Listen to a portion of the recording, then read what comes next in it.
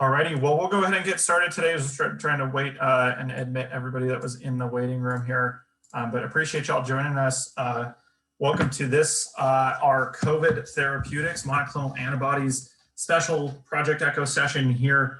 The session today is being held in partnership with the Nevada Board of Pharmacy, Nevada Division of Health and Human Services, and the Office of the Assistant Secretary for Preparedness and Response. And we're really so glad to be able to bring you this session today with our guest speaker, Dr. Michael Anderson.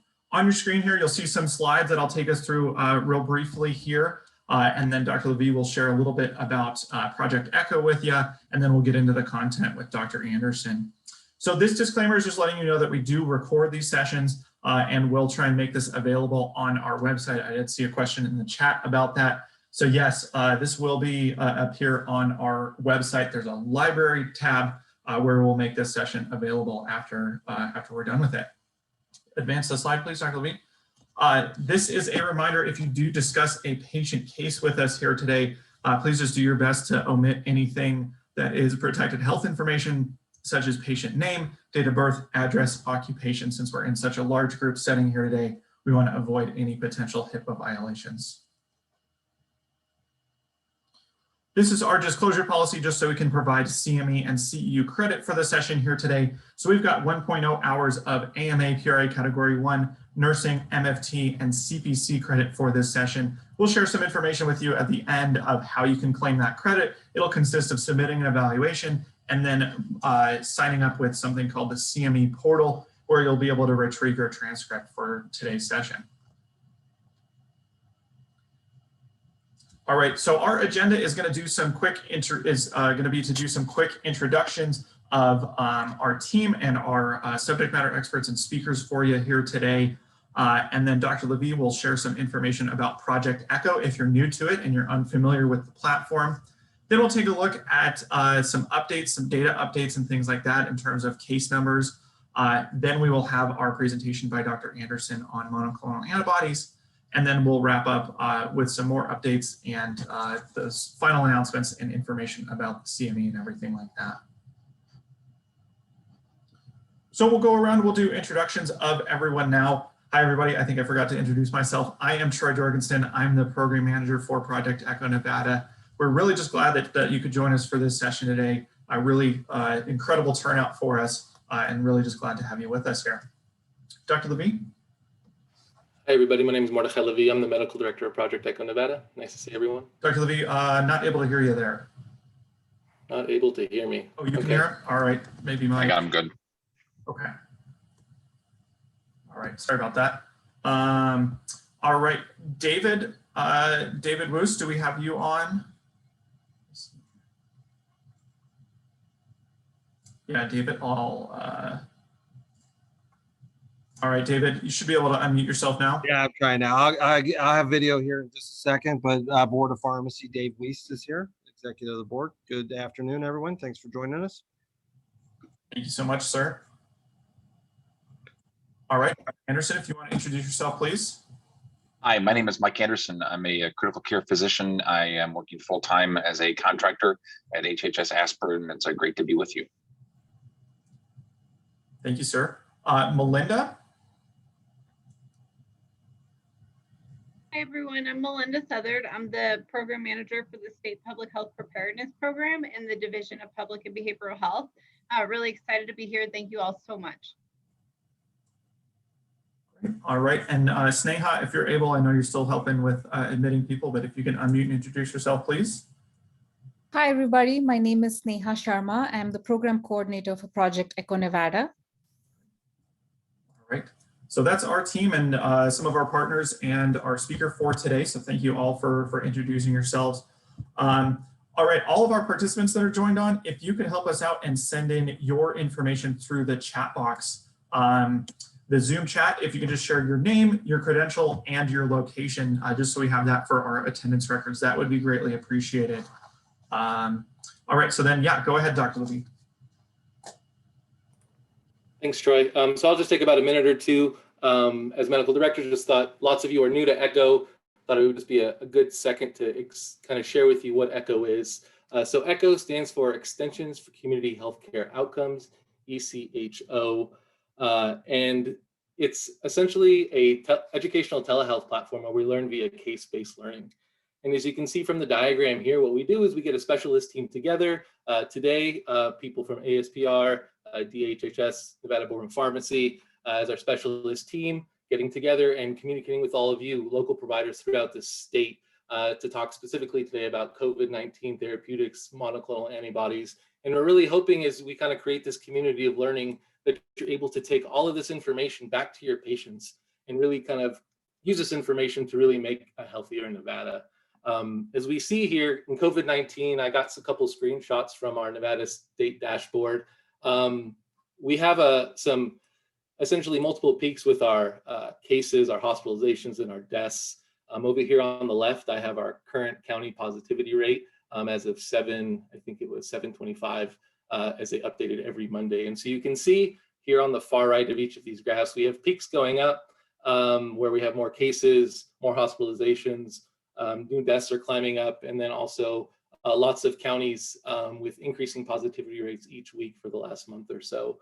So really important that we kind of take this information today in the context of COVID-19 and how we're all experiencing it in our own respective communities to kind of create the least amount of morbidity and mortality with respect to all this. And so I just wanted to take one quick second, share a little bit about ECHO, what we're planning to do here, and then kind of set the stage before handing it off to Dr. Anderson. And so from here, we'll hand it off to you. So. Thank you so much. I'm going to try and share my screen here and see how I do. You would think after a year and a half of Zoom, I could do it. Can you see my screen? Perfect. Yep, we're all set, Dr. Anderson. Great. Thank you so much to the state health officials, to everybody on it. It's an amazing turnout, and it's also an amazing turnout in a really brief amount of time, because it seems like we got together 2 days ago and said, we've got to push word out to clinicians and to public health officials. And you guys have just pulled off an amazingly robust webinar in a very short amount of time. I'm joined by other folks from ASPR, the Assistant Secretary for Preparedness and Response, and it's really my pleasure to be with you. And I think I'm going to go through some slides, certainly not make this a grand rounds of 100 slides, but really some key focus slides on the monoclonal antibody therapeutics. And then I also hope we have time for some robust discussion, because learning what the challenges are in the trenches, learning either what obstacles you've overcome or what obstacles you're still seeing, I think will be really, really important. So just a brief update on monoclonals. I know that the state has been a early adopter of these therapies, but just to level set what these therapies are. There's always a breaking news slide, and there was actually something that just came in as I was about to start, but I couldn't make a breaking news slide quickly enough. This is a rapidly changing landscape.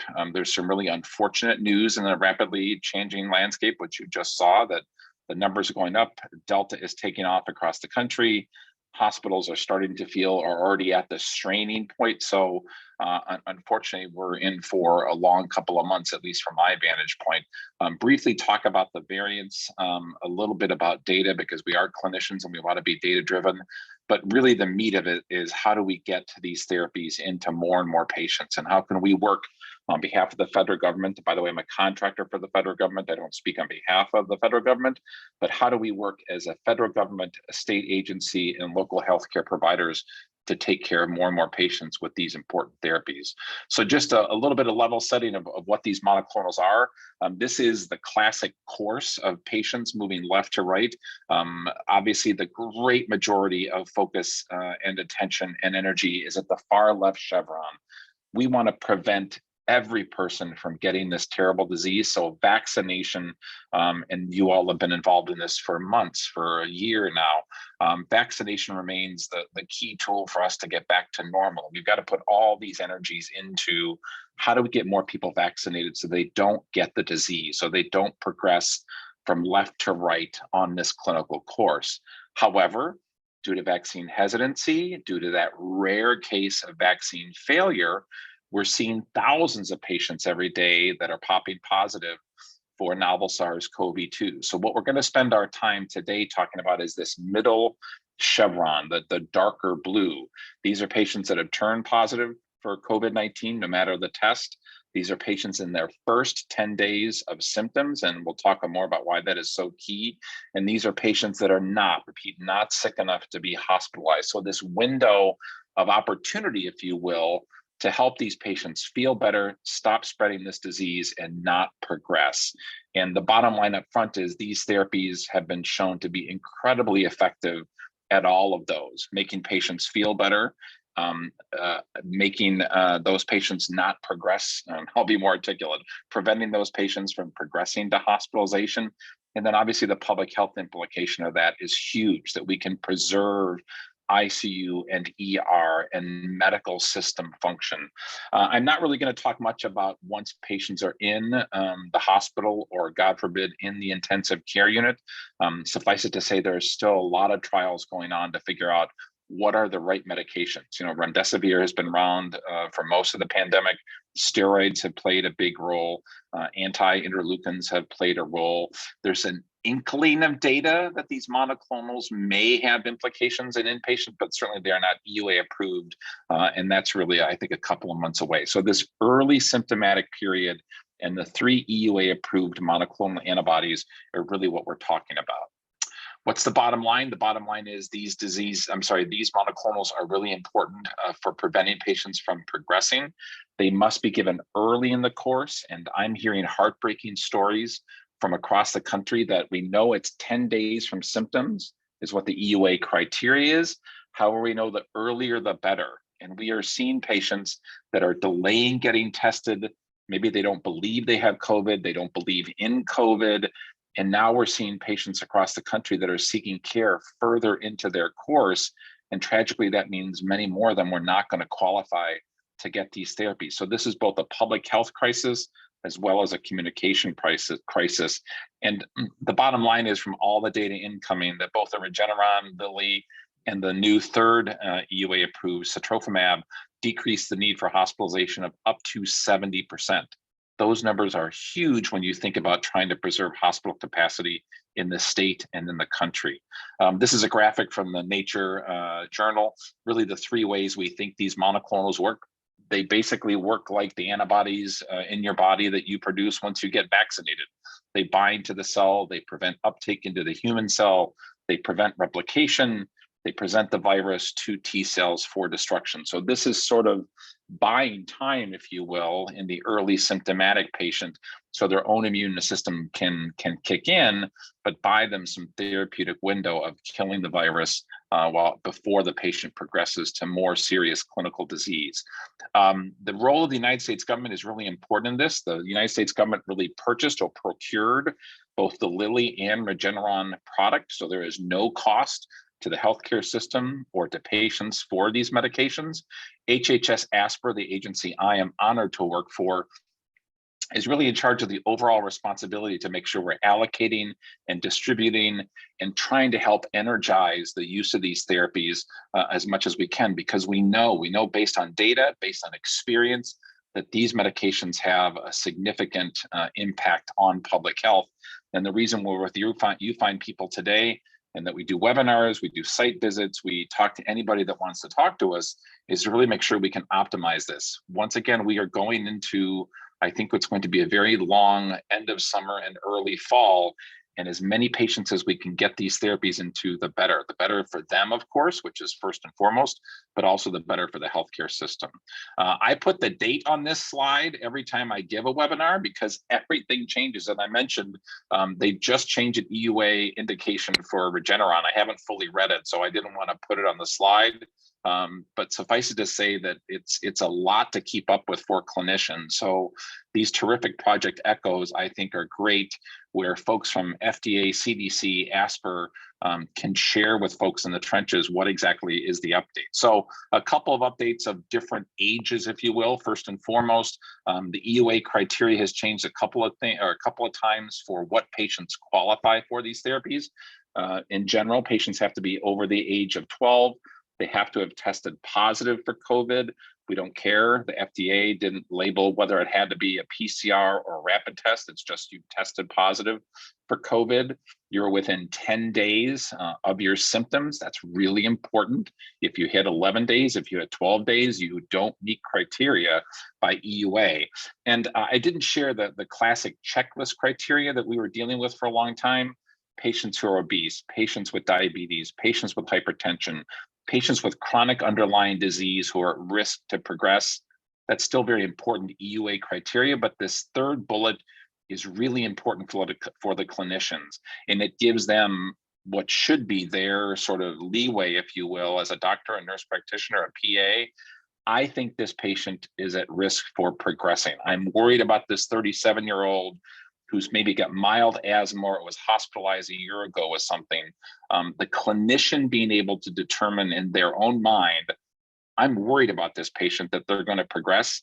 That's now part of the EUA criteria, that a clinician believes this patient is at risk for progressing. So I think that is one big game changer, that we're really giving the discretion to the clinician. Tell us if you're worried about this patient and get this therapy to them.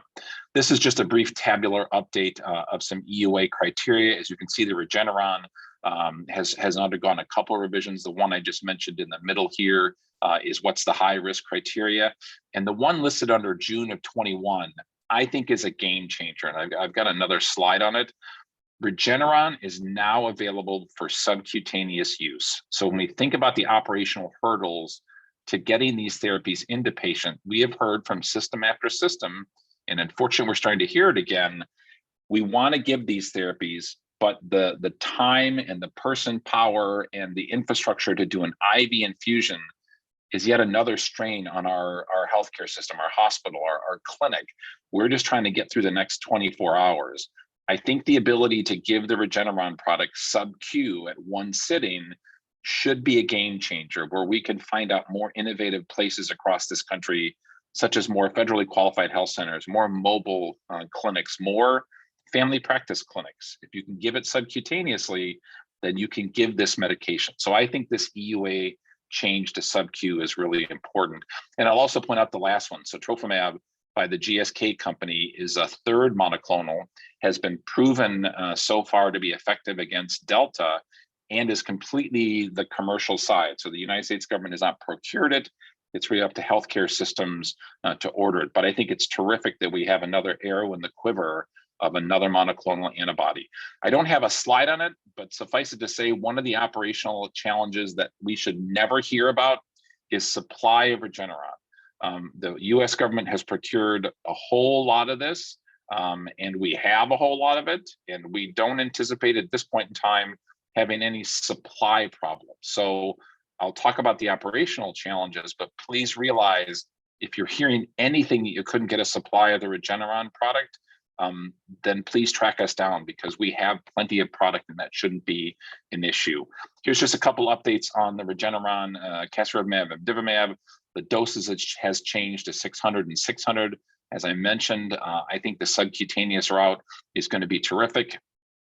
And the late breaking news that may make the news tonight is apparently the FDA just authorized it for post-exposure prophylaxis. We've got a lot of communication to do about that, so we'll develop some more materials on the post-exposure prophylaxis part, but I think that's another potential game changer. Once again, a third entry in late May of this year, Sotrovimab, effective against the Delta variant, available for purchase. So yet another arrow in our quiver. This is important. This is a couple months old now, but early in the game, the NIH had not recommended these therapies, and I think that was a shame, because we were seeing more and more data. I realize the NIH has very strict criteria and very hard and fast ways that they recommend things. So I'm not trying to diminish or ridicule the NIH. But I think it's terrific now with all the data coming in. The NIH has said this is strongly recommended. If you have a patient who meets the criteria that I just outlined, these therapies have been shown to be effective. And we as a healthcare community should be pushing them to as many potential patients as possible.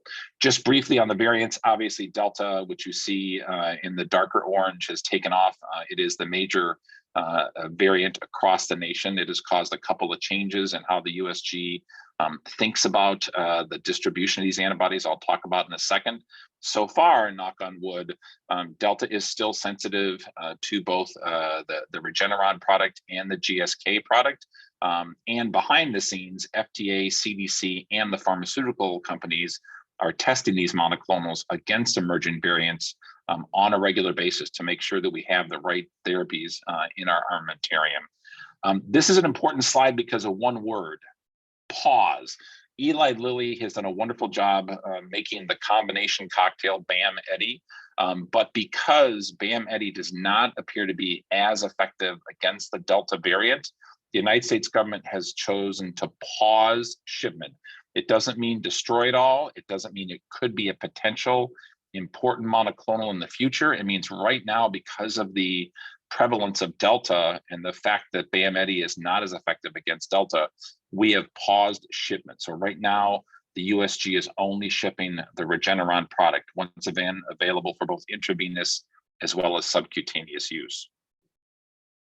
A little bit of clinical data. This is a slightly busy slide. Suffice it to say, in the middle of a public health emergency, it's interesting because you're not just getting the 5 New England Journal 1,000 patient trials that we see, that are typical of a new medication or a new therapy. This is a public health emergency. These are approved under EUA, which means to the FDA that benefits outweigh the risks.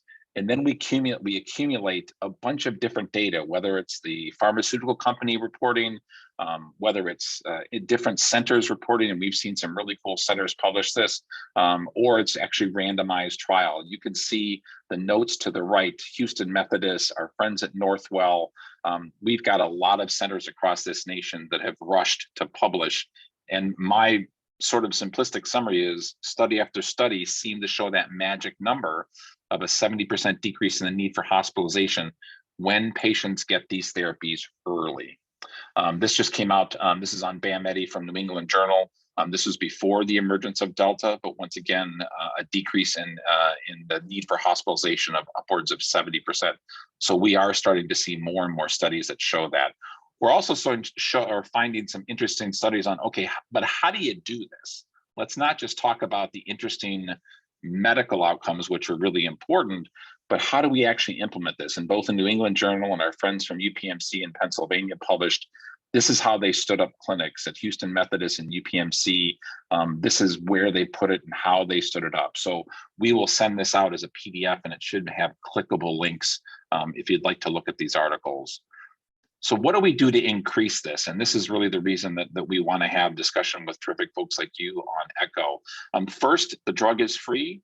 Regeneron has been procured or ordered by the United States government, and the reimbursement for centers that give these medications have been changed by CMS. They are now reimbursing $450 for an outpatient administration. That is the same for IV versus sub-Q. And for home infusion, it's up to $750 of reimbursement. Obviously, home infusion is resource intensive. One nurse with one patient for 2 to 3 hours. So that's a pretty intense resource allocation for one patient. But if in your particular geography, you've got a good home infusion company or a system that will do this, then that seems to approximate the cost. Early on, or at sometimes during the pandemic, I wasn't sure that home infusion was right because it seems to be very resource constrained for one patient as opposed to a center. But once again, if that's what you've got in your area, Mrs. Smith can stay home and feel comfortable in her home. She doesn't expose other people going to the infusion centers. Then I think home infusion has great potential. And once again, is now reimbursed at $750 per visit. We are also trying to do a lot just to shake the trees and to help think about ways to innovatively get these therapies into patients. So terrific webinars like this and Project ECHO is always just a very robust discussion, trying to figure out how to get product location information to as many clinicians and as many patients, trying to figure out how to safely administer. And we've had a couple of questions on the webinars we've been doing the last couple of days of, can you show me a center across the nation that has taken on this subcutaneous route with vigor and can report out as the best practice? And because it's still new, I think people are just sort of getting a cadence and a rhythm to how they do this. So we haven't really identified that beacon of these are the places, this is the place that is doing sub-Q, but that's the reason we're going to continue to have dialogues like this to figure out who's doing it, what can we do to support. And then we've also got to track utilization to figure out where those areas that maybe we can do a little bit better. This is an oversimplified sort of schematic of, okay, so where do we give these? And I know some friends of mine are on from Sunrise, where we did this as part of a federal COVID response, but certainly hospitals are a logical place. They've got infusion centers, they've got nurses, they've got staff, but we are starting to see what we saw, unfortunately, several months ago, where hospitals are now filling with ICU patients and the ERs are very, very busy. So hospitals are terrific. I think they need other centers to also step up and help with these infusion therapies to prevent more and more patients from needing care. So those are ambulatory surgery centers. Those are sort of SWAT or response teams to nursing homes. Those are mobile assets. And like I mentioned, I think the interesting debate of home therapy is terrific if you've got the infrastructure to do it. I also believe just operationally that the subcutaneous route is going to allow us to give these therapies to many more patients, because that person to administer the IV and all the infrastructure that goes with it, that's sort of taken out of the equation. So the point of this slide is basically there are multiple different ways, and we've seen really innovative models across the country as to how we can administer these therapies. We also trying to figure out how we can expand those places that are already doing these therapies. Can we set up more capacity? Can we set up permanent places? Once again, NDMS was proud to partner with Sunrise and 2 other centers across the nation back in December and January. Is there a way for us to continue to do virtual support and virtual training? And I think our Nevada colleagues will realize we'll do webinars with whenever and with whomever you want us to, just to spread the word and to hear people's concern. And we've got to do a better job of educating the public. I think that, of course, really bright people like Dr. Fauci and Dr. Collins and the whole White House team have been trying to get word out on the importance of vaccine, and that's what's going to get us out of this. I also think we need to double our efforts to explain what exactly is a monoclonal, what does an EUA mean, and how do we rebuild trust that these are important therapies? Because what is the heartbreak is when patients get to these therapies and they're just too late. They're either past the 10 days of symptoms, or they decline the therapy and now they're unfortunately sick enough to be in intensive care. And I think those are just the stories that we're unfortunately accumulating way too many of. So we're here to figure out what are the ways that we can expand. We also want to share best practices. We have a pretty robust website, combatcovid at hhs.gov. We've got videos, we've got materials on the subcutaneous route. We've got all the ties to Lilly and Regeneron. So this is really our one-stop shopping, if you will, for best practices. But I will also volunteer that if you think there are other arenas within your state or within your particular organization that you would like us to engage with, we would love to continue to sort of spread the word about these important therapies. We've also developed a calculator thanks to the hard work of some DMAT team and some professionals and Dr. Red and others and folks at Johns Hopkins that helped us develop it. This sits on the phe.gov website, but this is basically trying to figure out, okay, I want to open a particular center, but what's the most cost-effective way? How many personnel do I need? How many patients do I think I can get through? So I'd encourage you to go to the MABS calculator at phe.gov. I think it's a really useful tool of, okay, so how do I do this? I'm invested. I think this is an important public health initiative, but how do I actually get these therapies into patients? And we have a lot of listening sessions. We have 2 to 3 a week where it's either office hours or seminars. We present and take questions. You can see them listed here, the 3 we do per week.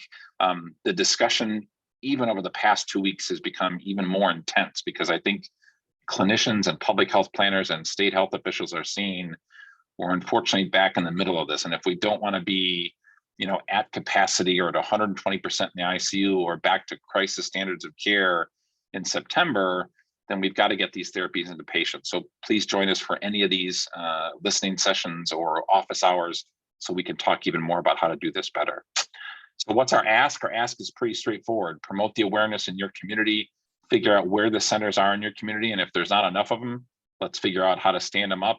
And then we want to hear your best practices. And we also want to hear your challenges. I think We are a small but mighty federal COVID response team working at HHS and CDC and ASPR. I know there's a new energy within the White House to help us push these therapies forward. So we look forward to hearing more from you. So that is my formal remarks, and I think I will turn it back to the ECHO host to continue.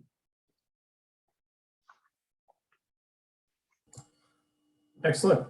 Yeah, thank you so much, Dr. Anderson. Yeah, I want to take an opportunity now and give Dr. Stephen Murda a chance to speak and share his experience using this therapy. Yes, Steve Murda here. Can you hear me? Yes, Steve. Go ahead. Hello. It's good to hear from you again, Dr. Anderson and Dave Wiest and Melinda.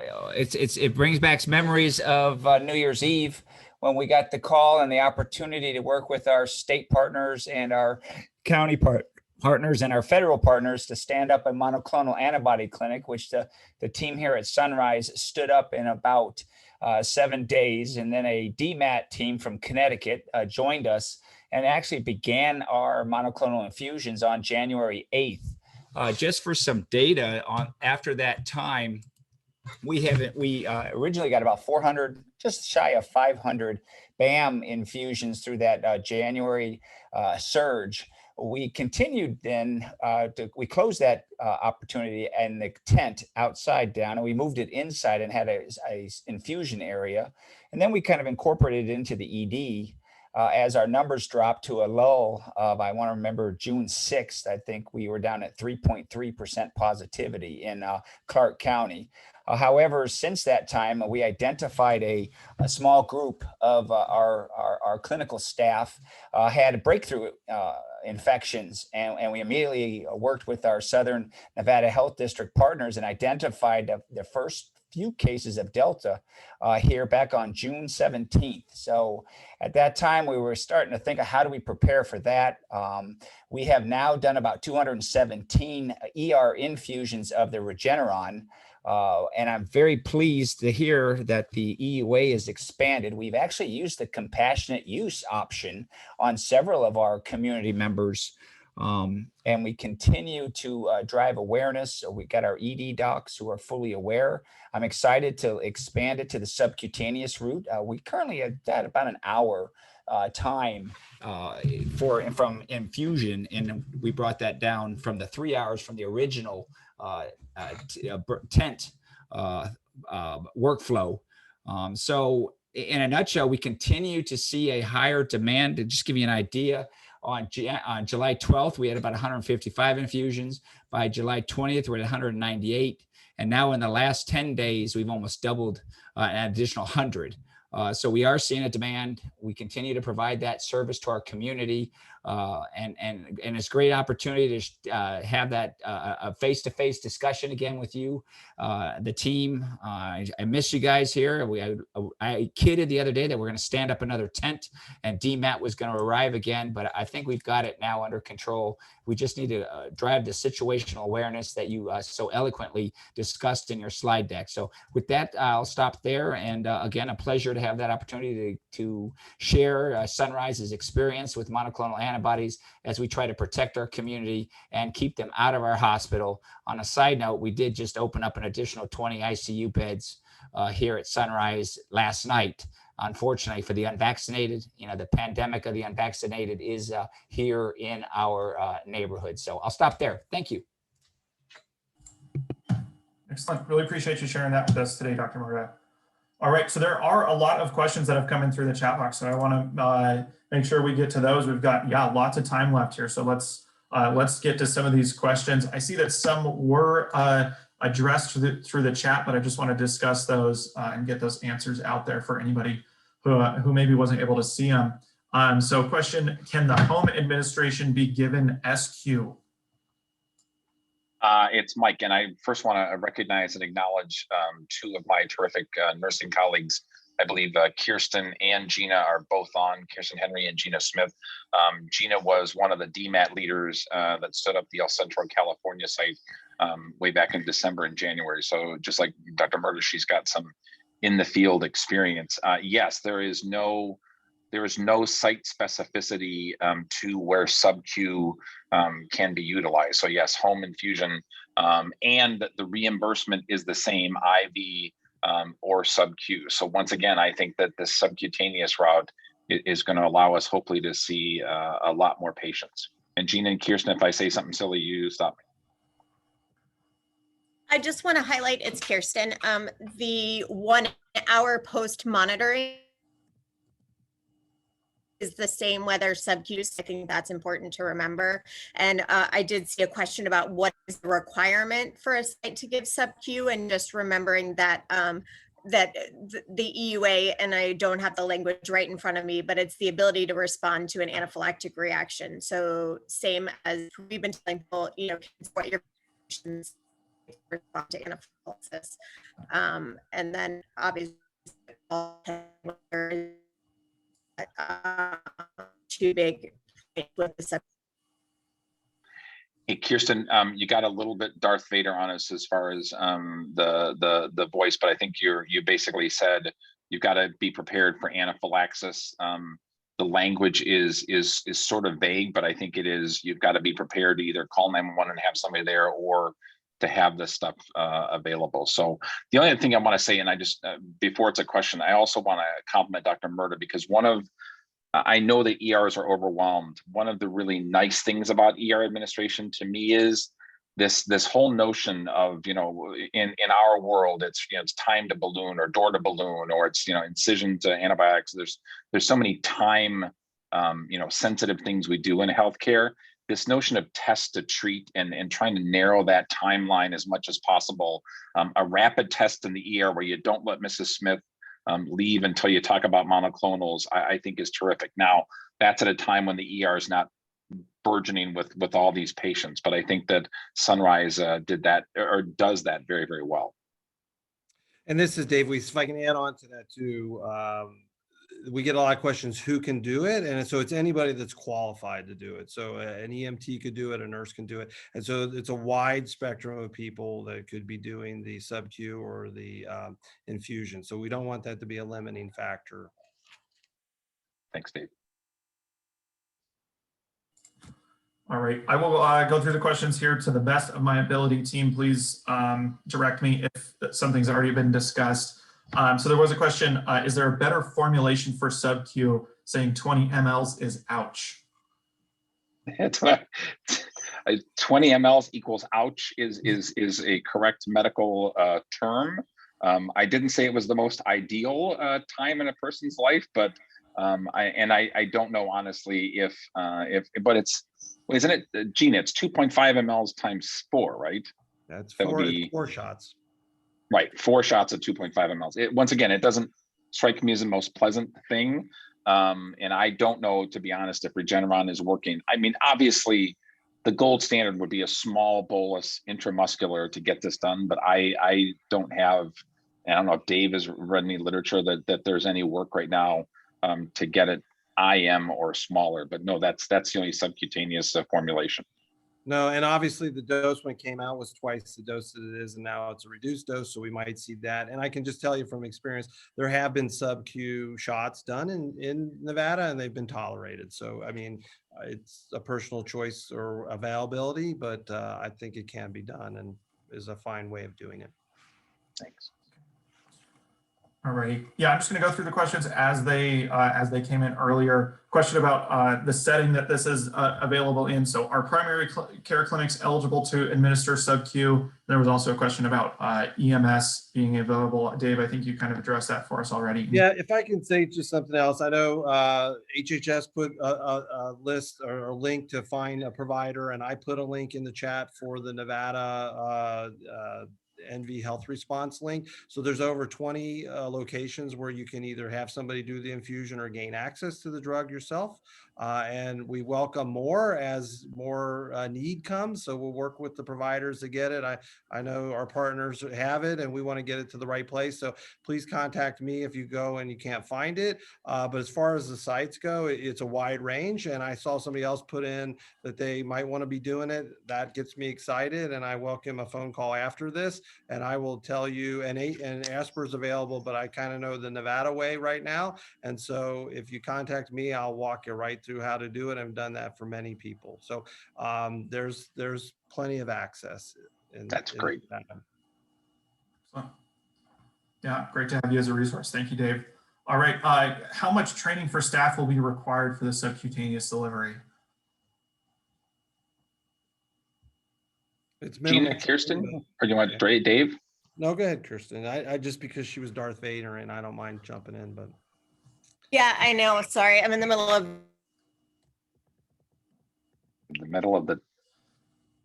So I'll go ahead and answer. There's a playbook. The Asper and the HHS put a playbook out, and it's well spelled out in the playbook, and we can make that available to this group after that. So I think being able to do a subcutaneous injection is the key of it, and then the other things that go along with it. So it's not onerous.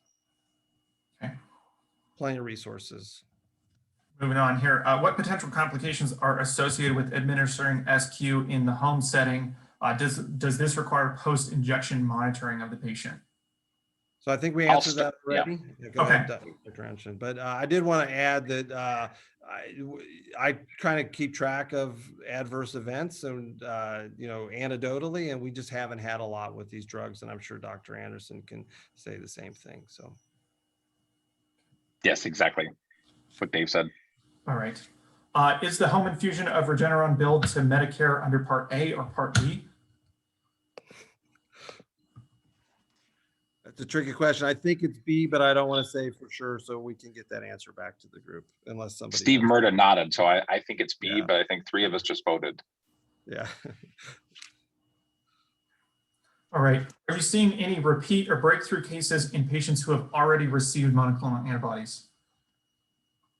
I have not seen large case reports. No, not that I have seen, and I'll look for others' input.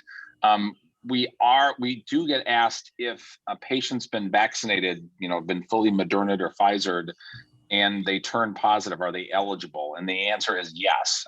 There's really no criteria that you can't get these under. So if you unfortunately are that rare but scary breakthrough case, you can still qualify for the monoclonals. All right. I read that SQ injections are only recommended for people who cannot get it IV. For people who are hard stick or are contraindicated to get IV, please confirm that SQ is available for everyone.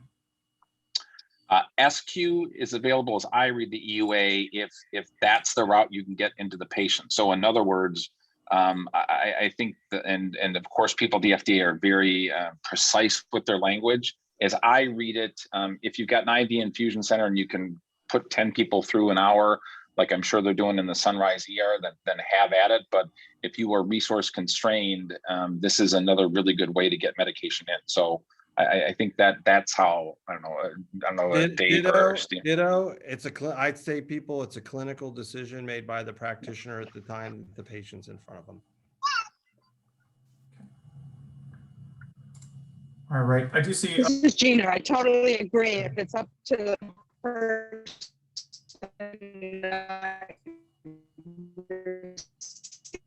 Gina, we're losing you just a little bit. I think she agreed with me. Yeah, Gina, we just Yes, lost I you. agreed. Okay. Yeah, I agree. It's better than the person not receiving it at all, which is the other option. All right. I think in response to the earlier question about breakthrough cases, saying none of our patients went to the ER or hospital. I agree. Antibodies IV. Okay. All right. I'm part of a mobile team. How can we get the medication? We practice at risk, so billing is not the issue, just getting the medication. I just put my phone number in the list, and I'll take calls right after this meeting or whenever to get you enrolled. Excellent. Thanks, Dave. All right. Do patients that have tested positive still need to quarantine after receiving monoclonal antibody treatment? I think this was addressed in the chat, but team, if you want to discuss this as well. Yeah, I don't think monoclonals change any isolation procedures.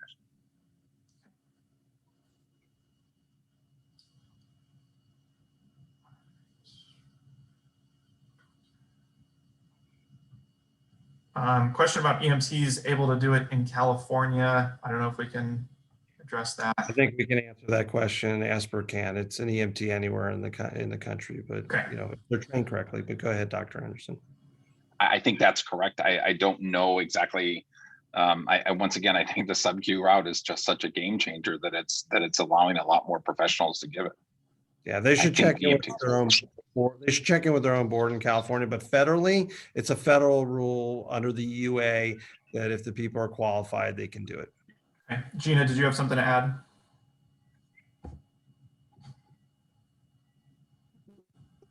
Yes, we generally refer them back to the state for the state guidance and criteria for their paramedics and EMTs, etc. Yeah, refer them back to the state, but federally it's allowed. All right. Question here. Is there a difference between the IV versus SQ route in terms of effectiveness? So far, no data, and I believe the FDA authorized it because they appear to be equally efficacious. So that's the bottom line as I see it. All right. Question for Dr. Murda. How are you making this life-saving therapy available to underserved communities in Nevada? That's a great question. If for those that don't know, Sunrise, we consider ourselves in the urban core of Las Vegas. So our population is the underserved. So all they have to do is come into the emergency room. If they have a test or get tested here, they are a candidate. I do think we're providing our local community and anyone that comes in with that life-saving therapy. And I do agree, we do watch them for an hour after the infusion. It has added additional strain. We average about 350 to 400 visits to our ER a day. We get averaging about 150 ambulances a day. So that sub-Q route, if we can figure out how to operationalize that, it may reduce the amount of time. We do about a 16 to 20 minute infusion time, but we still have the registration, the workup, the lab testing. But if any way we could shave 5, 10, 15 minutes to help our throughput, we are all open. And I'll stop there.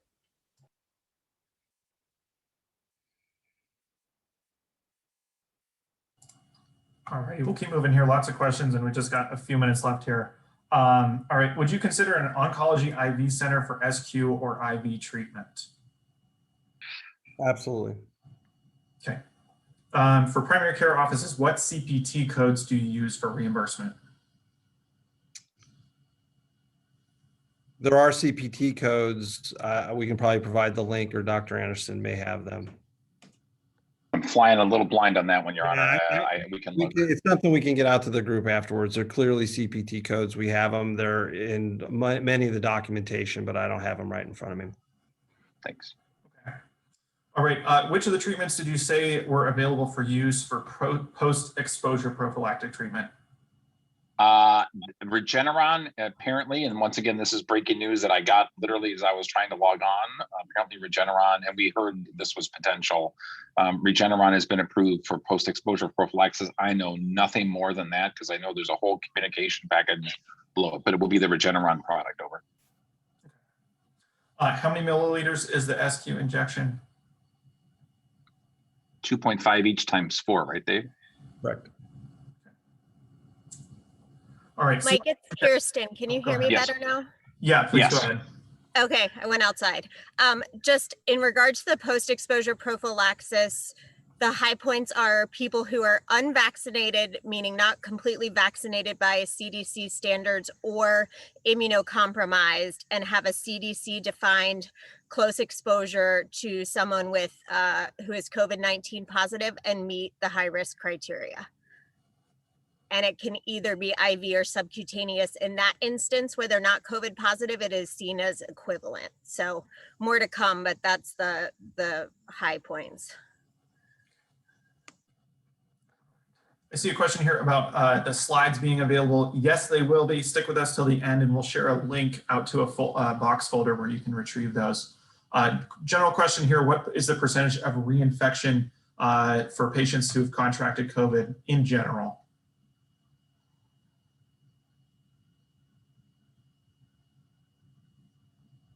I don't know. It's minuscule, but I don't know. Don't know either. Sorry. I think we've addressed this a couple times, but is there a certification process for provider or office to administer the SQ injection? Can dentists, home health, RNs? It would have to, Dave, I'll answer for the state of Nevada. It'd have to be in scope of practice, so I could certainly work with the dental board. It's a possibility they, we're able to do vaccines and other things. So welcome a call after this and we can work through that, but it's all hands on deck, but we have to stay within the law, obviously. Okay. All right, what is the MAB infusion center in Las Vegas with the highest throughput capacity? Do they work on weekends? I'll answer that. I don't know the direct answer. I saw that. I mean, there's many that are, so I would check the list and communicate with them. They all have different hours, and we're trying to increase them. So I always welcome, if you run into a roadblock, that's when you call the state, and then we'll try to see if we can't resolve it. That's our job. Okay. All right. Please clarify, we can administer Regeneron even for people who were vaccinated within the past 90 days. So there is no contraindication based on your vaccination status, because if you turn positive for COVID and you're symptomatic in the first 10 days, you're a vaccine failure. So yes, you can receive the monoclonal antibody therapy. Yeah, agreed, Mike. But I think that 90 days, if I remember correctly, is if you did get the monoclonal back in early, you had to wait. Someone would wait on the vaccine about 90 days or 3 months. And I think that's where that statistic may be coming from. Oh, good point. Thank you.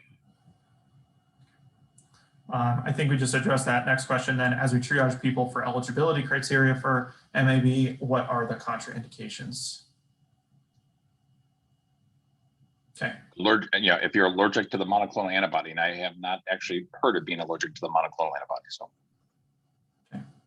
All right, I see Dave Duncan wants to unmute. Dave, if you want to go ahead. Hi, thanks. Dave Duncan, I'm the California EMS director. Yeah, I think John or Mark was looking for me to just comment on EMS in California.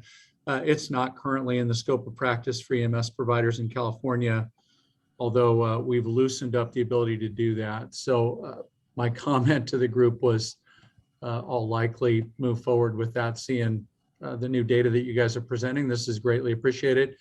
My agency is currently running 4 monoclonal antibody clinics, and we've been the lead for California in this on an outpatient perspective and had great success with this. We are doing sub-Q in San Diego in 2 different sites uneventfully, but it's been a great program. We really appreciate the Fed support on this, and we'll continue to do it and likely grow it. So thanks, everybody. It's great to hear from you, Dave. Thanks, Dave. All right, just to confirm, is there any charge to the person receiving the treatment? So the ones provided by the federal government, there's no charge for the drug. The other ones are commercially available and follow the route that a normal commercially available would follow. Okay. Is it 4 individual injections, or can be given all together? 4. Okay.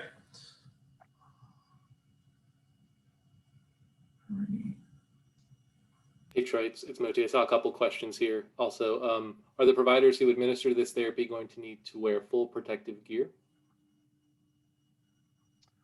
Well, they're 100% positive patients, so yeah. And then the next question is, I may have missed this, but do you foresee pharmacists going this route or assisting at administration sites That may have been directed towards Dave, so we may need. Yeah, I can answer it. So Nevada law allows pharmacists to administer drugs when prescribed by the doctor. Obviously, they need the training, and I've already talked to pharmacists about it. So if that's a pharmacist on the line that wants to contact me afterwards, I can walk you through it. But it has to be a clear indication from the physician or the nurse practitioner that that's what they want to do. They just can't do it. All right. Regarding exposure prophylactic, again, high risk as per doctor's discretion.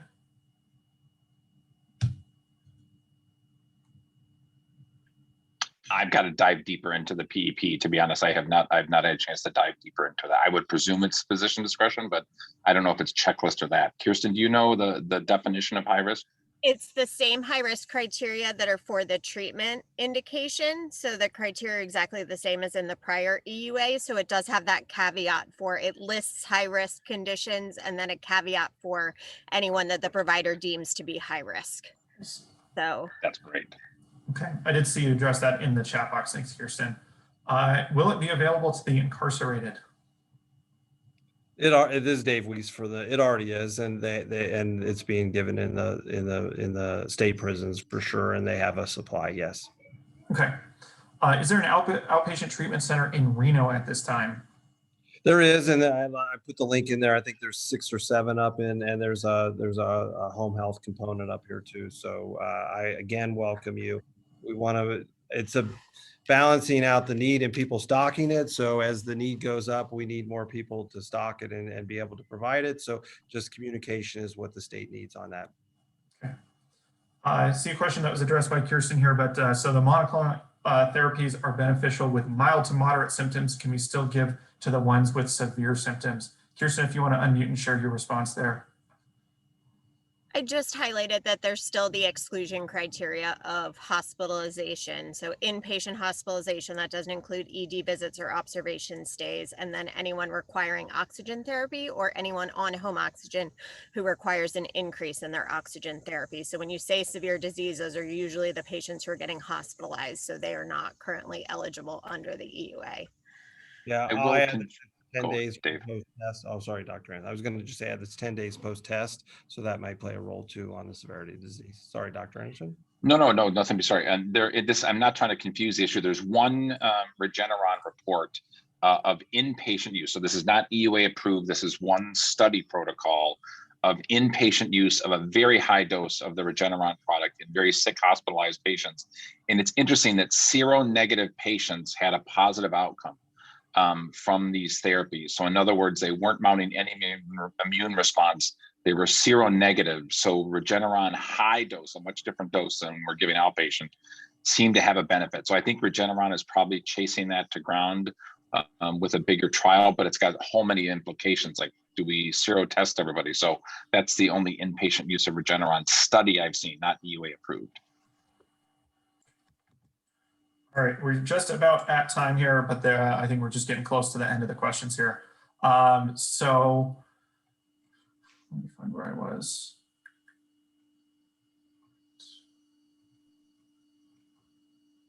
All right, so when pharmacy charge $300 for supplies, is it legal?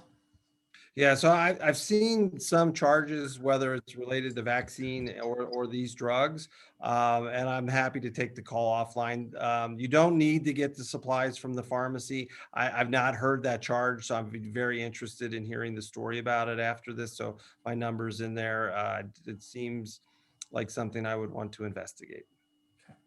Could you put your number in the chat box just one more time, just so it's kind of towards the bottom, right? I'll warn everybody. I think I'm going to get a lot of calls, so give me that's what I'm going to call you. I know. Thank you. All right. Can you confirm that for post-exposure prophylaxis, we can administer Regeneron without a COVID positive test? That is Kirsten? correct. Yes, it's CDC defined close exposure to a confirmed COVID positive individual, and in somebody, meeting the high risk criteria who's either not fully vaccinated or immunocompromised. So I put the link a couple times to the new EUA, and it's got links to take you right to the new information. So if you want to, I think it's 56 pages, but if you want to get the high points, they have the update highlighted at the beginning. As Dr. Anderson said, it just came out literally 10 minutes before this call. And if We I call this, that breaking news. go ahead. If I can add one more thing that's related but unrelated, I just some hot topic news for the state. In Nevada's worked with the White House and the CDC to do a special project related to the vaccine. And so starting next week, and you'll hear more about this, if you register with the state to be a vaccine provider, there will be at least 50 pharmacies where a practitioner can go and just pick up a vial or two of vaccine without going through, you need to order not 500 or whatever. No charge for this, of course, and no supply charges. And so the more information will be coming out. Maybe we'll do it at a next Echo or something, but you will be able to just go into at least 50 pharmacies starting next week and being able just to pick up a couple vaccine if you want to do your staff or patients or whatever. And so that's a pilot program, only state that's going to be able to do that coming up. All right, a couple questions left here, and then yeah, I think we'll wrap up for the day. All right, so there are many false negative results and or patients don't demonstrate positive results right away. Should we still wait for the proof? Positive test is an EUA criteria. Okay. False negative. Yeah, but you got to have a positive to get the antibody. Got it. Okay. All right. Do patients need to take an order to the treatment center if deemed at risk and need the MAB? I'll answer for the state. So, I mean, there's many ways it can be done. That's one way to do it. Any communication that makes for a legal prescription is the way to do it. So no concerns about that. E-prescribed, fax, dropped off, called, any of those things are fine.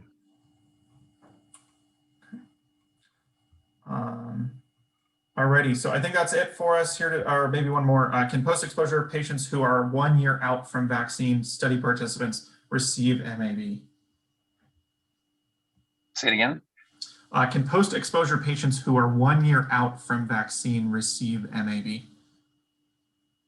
I would imagine that would be completely okay. Okay. Alrighty. Dave, I think there's folks looking for your phone number there. So if you can share that with us through that chat, that would be appreciated. I'm going to go ahead and say it because I put it in the chat a couple times, 775-850-1440, extension 112, and I'll put it in the chat again. Okay. Dave, just make sure you're sending the chat to everyone. As you type Oh, it. you know what? That's probably what I'm doing. Somebody is being tortured by me. You're correct. Okay. Alrighty. Well, yeah, absolutely a fantastic session here today. Thank you all for joining us. Really incredible turnout, really good information that was shared by Dr. Anderson and Dave and his team here. So really appreciate y'all joining us. I sent out some links earlier through the chat box and I'll kind of explain those here for you. And I will resend them now so they show up at the bottom for everybody. So the first link will take you to a box folder that has the slides and some other handouts and resources that you can access. The next section talks about claiming CME and CEU credit for this session. So you can get 1.0 hours of AMA PRA Category 1, Nursing, MFT, and CPC credit. What you'll do is you'll submit the evaluation form that's linked in the chat box there. And then once you hit submit on that evaluation, you're going to be redirected to something called the CME portal. And once you get to the CME portal, you'll need to register and set up with an account if you don't have one already. And then after that, you'll put in a 4-digit code on the activity check-in, and that will be 7847 for today. That code is unique for the session here today, so make sure you get that right, 7847. If you have any questions or issues claiming your credit or anything like that, please let us know. Contact myself or anybody on my team here, and we'd be happy to help you. The next link is to sign up for our Project Echo Nevada mailing list. So we've got a lot of other programs like this that we would love to have your participation in. We've got programs across the board: cardiology, pediatrics, geriatrics, palliative care, pain management, lots of stuff. They all offer free CME and CEU. So if you're interested in staying up to date on what we are offering here through Project Echo Nevada, please sign up for our mailing list there. We won't bombard you. It'll be one thing every Monday about what's coming up that week and what programs that you can join in on. And then the last link is just to our general webpage where you can read a little bit more. I see we sent out the poll, so appreciate y'all responding to that. And again, just really appreciate your participation here today and all the partners that we're able to work with on this session. Really hope you take care and have a great weekend, everybody. Bye-bye.